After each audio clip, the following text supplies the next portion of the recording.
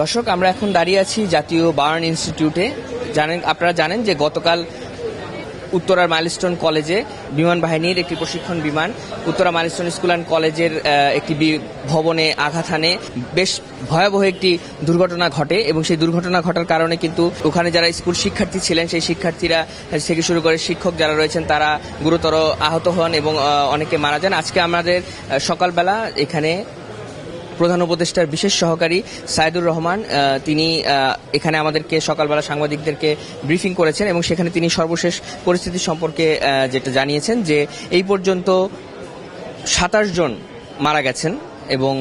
আহত এবং হতাহতের সংখ্যাটাও কিন্তু কম না, সেটিও আহত আছে যারা ৭৮ জনের মতো আহত এখনো আছেন